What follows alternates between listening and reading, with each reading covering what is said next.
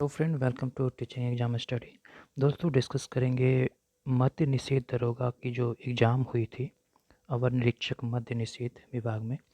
जो PT exam हुई थी 18 मई 2025 की, उसकी जो 100 प्रश्नों का जो डिस्कशन है यहाँ पे किया जाएगा। इम्पोर्टेंट 100 प्रश्न है, आप पूरा देखें। इससे आपको आने वाले एग्ज़ाम जो बिहार दरोगा की एग्ज़ाम होने वाली है उसमें एक तरह से गाइड मिलेगी किस किस पोर्शन से कितने कितने प्रश्न पूछी जाती है।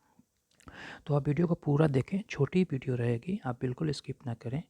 और चलिए स्टार्ट करते हैं। ये एग्ज़ाम जो हुई थी वो 28 पदों के लिए बिहार पुलिस अवर सेवा आयोग बीपीएसएससी के द्वारा विज्ञापन संख्या 1/2025 के तहत प्रारंभिक परीक्षा हुई थी, जिसमें इसमें सामान्य ज्ञान एवं समसामयिक मुद्दे के 100 प्रश्न पूछे गए थे और जिनमें 10 प्रश्न गणित से और हिंदी एवं अंग्रेजी से 7 प्रश्न सम्मिलित थे।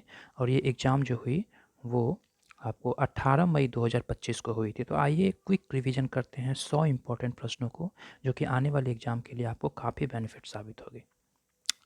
तो हाल ही में फिजी के सर्वोच्च नागरिक सम्मान honorary officer of the order of Fiji के नाम से किस भारतीय को सम्मानित किया गया? तो उत्तर होगा श्री श्री रविशंकर को। योगासन को किस वर्ष एशियाई खेलों में प्रदर्शन खेल के लिए शामिल किया गया है? तो आंसर हो जाएगा 2026 में।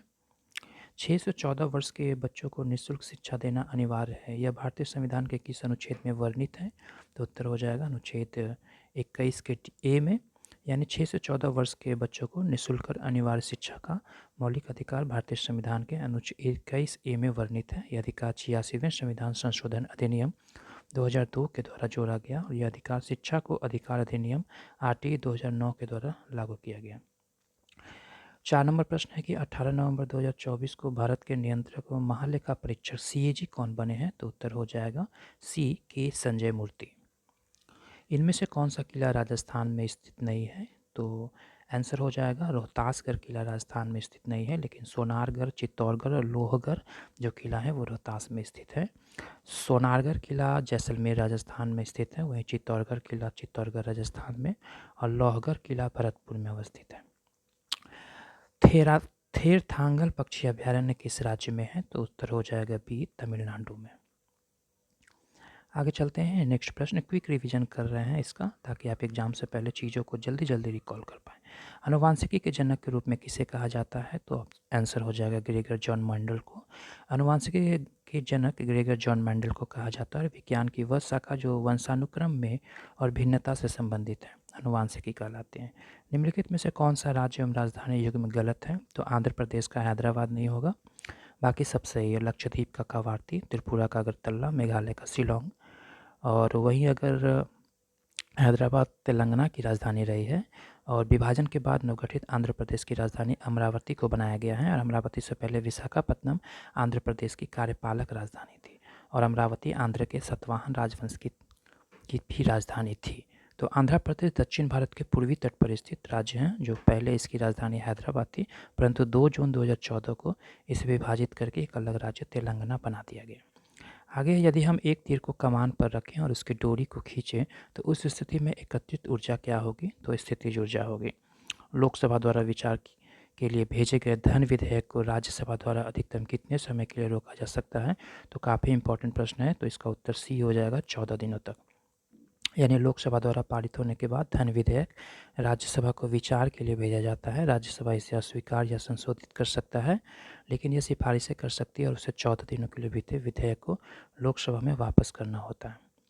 आगे प्रश्न संख्या 11 की हरियाणा में कौन सी हरिप्पाकालीन स्थल स्थित है? तो उत्तर हो जाएगा ए राखीगढ़ी। रोपर पंजाब में है और लोथल गुजरात के भोगवा नदी के किनारे और कालीबंगन राजस्थान के घग्गर नदी के किनारे है। भारत के किस वर्ष सहकारी साख समिति अधिनियम पारित हुआ? तो उत्तर बी हो जाएगा 1904 ईस्वी में। भारत में विधवा पुनर्विवाह अधिनियम को लागू करने का प्रयास मुख्य रूप से किसने किया? तो उत्तर हो जाएगा ईश्वर चंद्र विद्यासागर ने। भारत में किस राज्य में वनों के क्षेत्र का प्रतिशत सबसे अधिक है? तो डी हो जाएगा मिजोरम।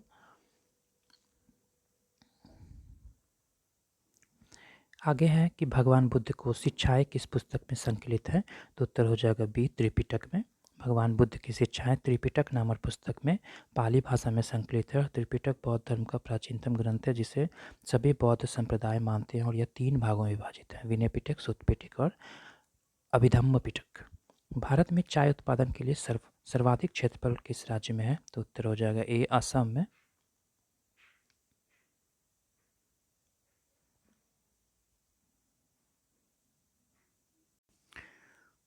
और भारत में चाय उत्पादन के लिए सर्वाधिक क्षेत्रफल किस राज्य में है? तो उत्तर हो जाएगा ए असम राज्य में। आगे 17 नंबर प्रश्न है कि सतपुरा पर्वतमाला से निकलने वाली नदी कौन है जो अरब सागर में गिरती है?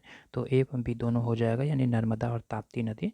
नर्मदा मध्य प्रदेश के अमरकंटक से निकलती है और विंध्य तथा सतपुरा पर्वतमाला के बीच बहते हुए अरब सागर में गिरती है। वहीं ताप्ती नदी मध्य प्रदेश के बैतूल जिले के मुल्ताई से निकलती है।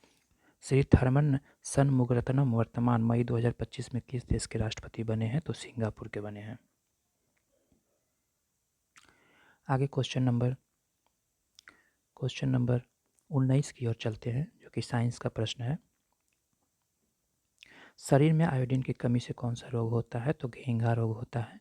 श्रीलंका के वर्तमान में मई 2025 में प्रधानमंत्री कौन बने हैं? तो हरिनी अमरसूरिया बने हैं। श्रीमती हरिनी अमरसूरिया बनी है। 24 सितंबर 2024 से इस पद पर कार्यरत है और वे श्रीलंका की 16वें प्रधानमंत्री बनी है। हार्पर कॉलिंस द्वारा प्रकाशित पुस्तक the book of Bihari literature के लेखक कौन है? तो उत्तर हो जाएगा अभय के। कृष्णा नदी की सहायक नदी इनमें से कौन सी है? तो उत्तर हो जाएगा मूसी नदी।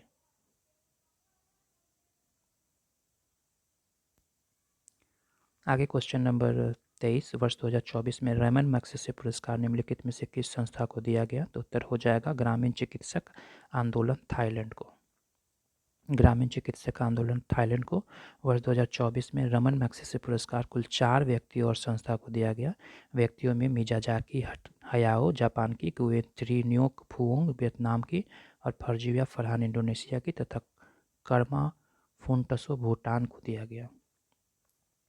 52वें संविधान संशोधन विधेयक 1985 किससे संबंधित है? तो उत्तर हो जाएगा दल बदल विरोधी कानून से।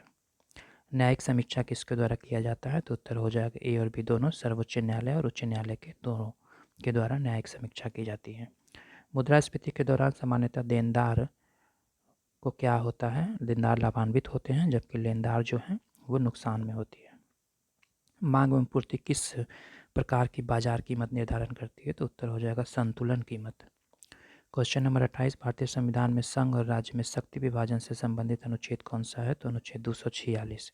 पटना में राजभवन के निर्माण के समय भारत के वायसराय कौन थे? तो उत्तर हो जाएगा वायसराय चार्ल्स हार्डिंग। वर्ष 2026 में 20वें एशियाई खेल कहाँ आयोजित किया गया? तो उत्तर हो जाएगा इसका 30 का उत्तर हो जाएगा डी, यानी 2026 ईस्वी में 20वें एशियाई खेलों का आयोजन जापान के आइची और नागोया शहर में संयुक्त रूप से किए जाएंगे। नेपिताओ किस देश की राजधानी है? तो म्यांमार की राजधानी है। आर्यों का सबसे प्राचीनतम वेद कौन सा है? तो ऋग्वेद है। पिट्टी द्वीप कहाँ स्थित है? तो लक्षद्वीप में स्थित है। पिट्टी द्वीप कहाँ स्थित है? लक्षद्वीप में स्थित है। चंद्रा एक्सरे वेधशाला का उद्घाटन किसने किया था? तो उत्तर होगा नासा। क्वेश्चन नंबर 35 कि मौर्य वंश की राजधानी कहाँ थी? तो उत्तर हो जाएगा पाटलिपुत्र। अजित डोभाल वर्तमान में मई 2025 में किस पद पर हैं? तो उत्तर हो जाएगा भारत सरकार के सुरक्षा सलाहकार हैं। निम्नलिखित सुमेलन में कौन सा गलत सुमेलित है? तो उत्तर हो जाएगा डी, यानी कि क्योटो प्रोटोकॉल 1999 गलत है, बल्कि क्योटो प्रोटोकॉल 11 दिसंबर 1997 को क्योटो जापान में अपनाया गया था। 1893 ईस्वी में शिकागो धर्म सम्मेलन में भारत की ओर से किसने भाग लिया था? तो 1893 ईस्वी में स्वामी विवेकानंद ने शिकागो में धर्म सम्मेलन में भारत की ओर से भाग लिया था।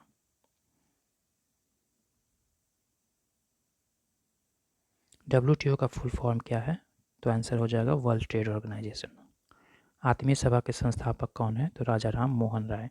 1815 ईस्वी में राजा राम मोहन राय ने कलकत्ता में आत्मीय सभा का स्थापना किया था। इसका उद्देश्य वेदांत और दर्शन को एकेश्वरवादी आदर्शों का प्रचार करना है। निम्नलिखित में से कौन सा युग्म गलत है? तो उत्तर हो जाएगा लियाकत अली, दिल्ली। हीराकुंड बांध महानदी पे बनाया गया है। हीराकुंड बांध महानदी नदी पर स्थित है और इसका निर्माण 1948 ईस्वी में हुआ था। निम्नलिखित में से किस राज्य में ताडोबा राष्ट्रीय उद्यान अवस्थित है? तो उत्तर हो जाएगा महाराष्ट्र में। संकल्प शब्द का अंग्रेजी रूपांतरण क्या होगा? तो उत्तर ए होगा रिजोल्यूशन। सुबह से वर्षा हो रही है, इसका सही अंग्रेजी अनुवाद है it has been raining since morning. निम्नलिखित में से कौन सा सही सुमेलित नहीं है? तो 46 का उत्तर हो जाएगा बी। छठ पूजा प्रकृति को समर्पित महापर्व है जिसमें सूर्यदेव और उसकी बहन छठी मैया की पूजा होती है। यह पर्व 4 दिनों तक चलता है और जिसका आरंभ चतुर्थी तिथि को नहाय खाय से होता है। डीडीटी का पूरा नाम क्या है? तो उत्तर हो जाएगा डाइक्लोरो डाइफेनिल ट्राइक्लोरोइथेन। सुधा मूर्ति की द सर्कल ऑफ लाइफ पुस्तक किस प्रकाशन कंपनी द्वारा प्रकाशित किया गया? तो उत्तर होगा पेंगुइन रैंडम हाउस इंडिया। अंग्रेजी शब्द एडॉक के लिए हिंदी परिभाषिक शब्द होगा तदर्थ। अंग्रेजी शब्द आर्टिकल के लिए हिंदी परिभाषित शब्द होगा अनुच्छेद। सी इज टीचिंग हिंदी अंग्रेजी वाक्य का सही हिंदी रूपांतरण क्या होगा? वह हिंदी पढ़ा रही है। सिद्धार्थ 2 क्या है? तो यह एक कैंसर थेरेपी मशीन है। किस संस्था के द्वारा निवेशकों की सहायता हेतु मित्रा प्लेटफॉर्म शुरू किया गया? तो सेबी के द्वारा। सेबी का फुल फॉर्म होता है security and exchange board of India. जब्त करने के लिए अंग्रेजी समानार्थक शब्द कौन सा होगा? तो उत्तर होगा फॉर फीचर करना। उत्तर सी होगा।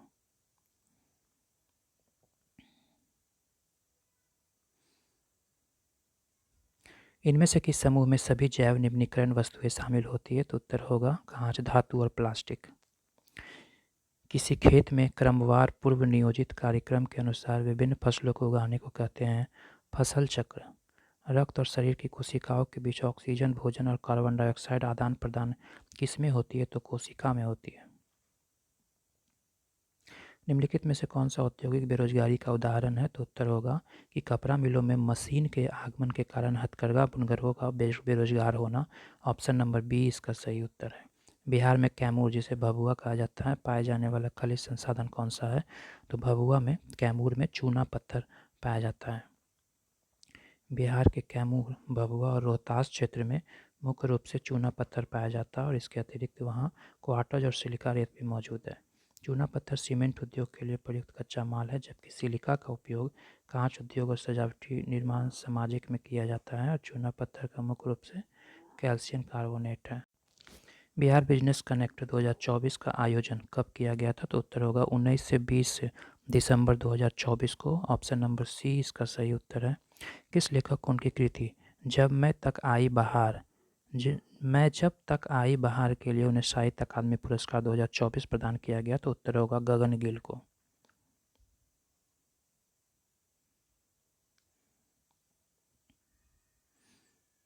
हिंदी भाषा में लिखी गई कविता संग्रह मैं जब तक आई बाहर को लेखिका कवित्री गगन गिल हैं। इस रचना को 2024 में हिंदी के लिए प्रतिष्ठित साहित्य अकादमी पुरस्कार से सम्मानित किया गया। यह कविता संग्रह आत्मखोज, आंतरिक भावनाओं की उथल पुथल और अस्तित्वगत अन्वेषण के विषय को दर्शाता है। अभिकथन 1 और 2 के दोनों कथनों को दिए गए हैं। कोर्ट के अनुसार अपने उत्तर को चयन कीजिए।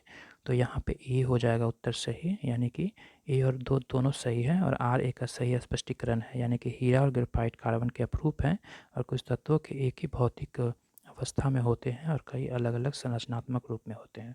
एक नाविक द्वारा नाव के आगे की ओर कूदने तथा नाव द्वारा पीछे की ओर गति करने की स्थिति में गति का कौन सा नियम प्रदर्शन होता है? तो गति का तीसरा नियम प्रदर्शन होता है। 25 जनवरी से 2 फरवरी 2025 तक काला घोड़ा काला महोत्सव का 25वां संस्करण कहाँ आयोजित किया गया? तो उत्तर हो जाएगा बी, यानी मुंबई में। एक वस्तु का द्रव्यमान स्थान के अनुसार अपरिवर्तित रहता है। हम लोग को उनके प्राकृतिक स्रोत से मिलान करना है। तो यहाँ ए का हो जाएगा, ए का 3 हो जाएगा, यानी सिरका, एसिटिक एसिड, संतरा जो हो जाएगा और साइट्रिक एसिड और दही जो हो जाएगा लैक्टिक एसिड। दिवंगत शारदा सिन्हा को किस क्षेत्र में पद्म विभूषण से सम्मानित किया गया? तो उत्तर कला के क्षेत्र में हो जाएगा। बिहार के लिए काफ़ी इंपॉर्टेंट प्रश्न है, खास करके बिहार की परीक्षाओं के लिए। शारदा सिन्हा एक भारतीय लोक संगीत की गायिका थी जो मुख्यतः मैथिली, भोजपुरी और मगही भाषाओं में लोकगीत गाती थी। उनका जन्म 1 अक्टूबर 1952 को हुलास, सुपौल जिला बिहार में गांव में तथा मृत्यु 5 नवंबर 2024 को हुआ। उन्हें बिहार कोकिला के उपनाम से जाना जाता है और उन्हें कला के क्षेत्र में उल्लेखनीय योगदान के लिए 1991 ईस्वी में पद्मश्री, 2018 में पद्म भूषण तथा 2025 में पद्म विभूषण से मरणोपरांत पद्म विभूषण से सम्मानित किया गया। वे छठ महापर्व के गीतों के लिए विशेष रूप से जानी जाती हैं।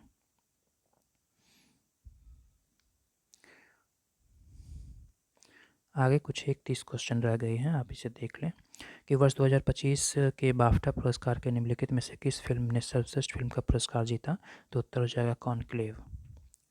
निम्नलिखित में से किसे मणिपुर में बहादुरी के लिए शौर्य चक्र 2025 से सम्मानित किया गया? सूबेदार मोहन राम को। ऑप्शन नंबर 20 सही उत्तर है।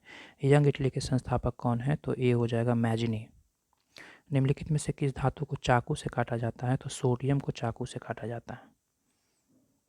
लोहे के संक्षारण को रोकने के लिए निम्नलिखित में से कौन सी विधि उपयुक्त नहीं है? तो उत्तर है भर्जन विधि उपयुक्त नहीं है, लेकिन गैल्वेनीकरण, एनोडीकरण और क्रोम प्लेटिंग जो है वो इस्तेमाल किया जाता है। क्वेश्चन नंबर 73 कि कमरे के तापमान पर द्रव के वाष्पन के दौरान कौन सी प्रक्रिया शीतलीकरण के प्रभाव को दर्शाता है? तो उत्तर हो जाएगा डी वाष्पीकरण।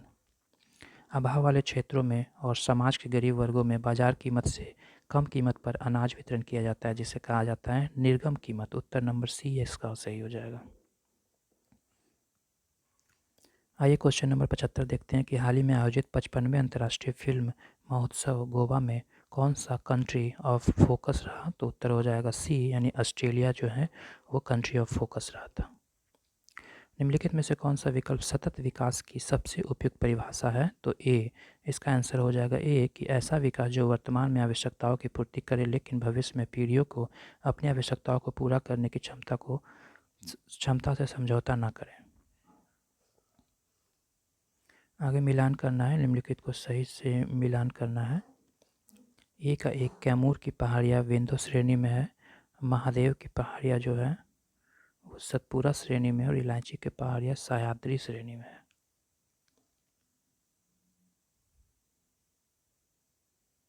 सूची 1 को सूची 2 से उचित मिलान करना है, तो यहाँ हो जाएगा व्यक्तियों के स्वामित्व वाले उद्योग निजी क्षेत्र हैं, राज्य सरकार के स्वामित्व वाले क्षेत्र सार्वजनिक क्षेत्र हैं, व्यक्ति और राज्य के संयुक्त स्वामित्व वाले क्षेत्र संयुक्त क्षेत्र हैं और व्यक्ति और राज्य के द्वारा संचालित उद्योग सहकारी क्षेत्र हैं।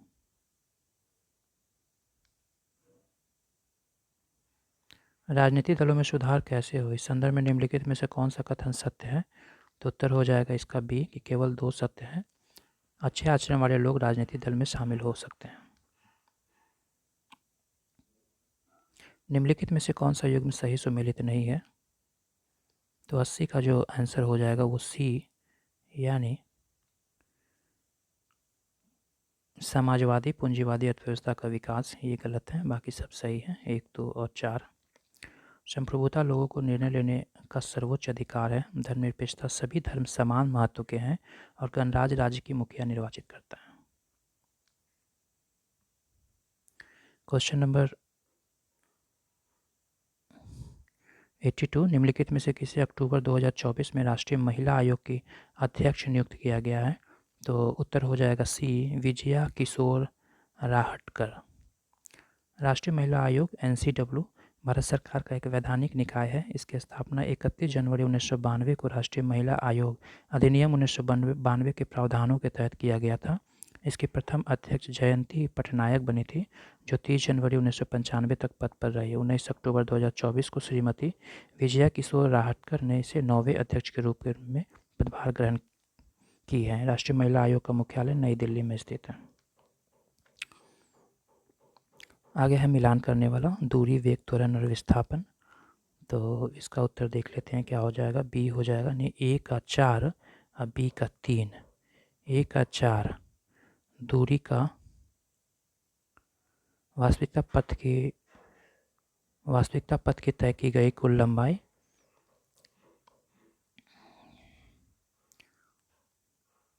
ए का 3, बी का 1 इसका बी हो जाएगा ए का 4, बी का 3। बी का 3 यानी वेग का दिशा सहित चाल, और ए का 4 हो जाएगा त्वरण। आगे है सी। सी का 1, डी का 2। सी का 1 और डी का 2 यानी कि वे त्वरण, समय के सापेक्ष वेग में परिवर्तन और विस्थापन दो बिंदुओं के बीच सबसे छोटा पथ।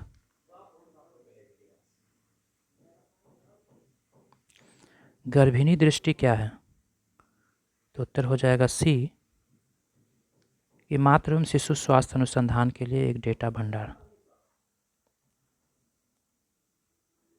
गर्भिणी दृष्टि एक डेटा रिपोजिटरी और सूचना साझाकरण मंच है जो गर्भावस्था, नवजात शिशु और प्रसवोत्तर माताओं से संबंधित डेटा को भंडारित करता है।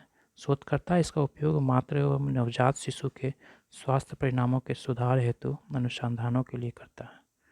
गर्भिणी दृष्टि ट्रांसलेशंस हेल्थ साइंस एवं टेक्नोलॉजी इंस्टीट्यूट द्वारा विकसित डाटा भंडार है जो जैव प्रौद्योगिकी विभाग डीबीटी के तहत एक स्वायत्त संस्थान है। क्वेश्चन नंबर 85 की जनवरी 2025 में निम्नलिखित में से किसने हिंद महासागर रीम संघ के महासचिव का पद ग्रहण किया है? तो उत्तर हो जाएगा संजीव रंजन। निम्नलिखित में से कौन 11 दिसंबर 2024 को भारतीय रिजर्व बैंक के 26वें गवर्नर के रूप में नियुक्त हुए हैं? संजय मल्होत्रा, वाई.वी. रेड्डी, आर.एन. मल्होत्रा या शक्तिकांत दास? 86 की व्याख्या देखते हैं। ये हो जाएगा कि 11 दिसंबर 2024 को आरबीआई के 26वें गवर्नर के रूप में संजय मल्होत्रा नियुक्त हुए हैं। इससे पहले आरबीआई के गवर्नर शक्तिकांत दास थे, जो 12 दिसंबर 2018 से 11 दिसंबर 2024 तक इस पद पर रहे थे।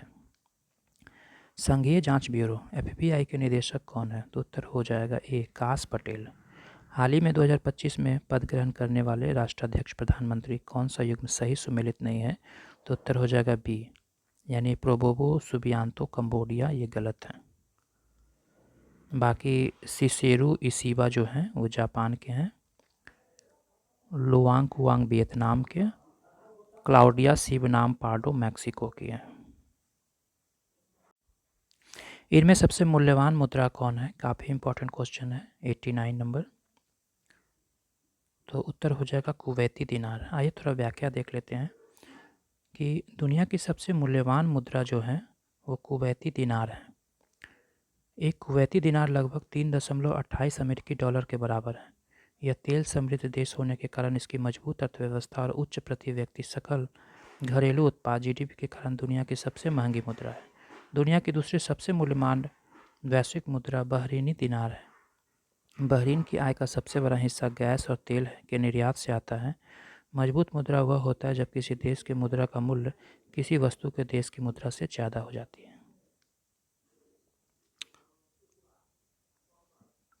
आगे मैथ के कुछ प्रश्न हैं, इसे हम स्किप करते हैं और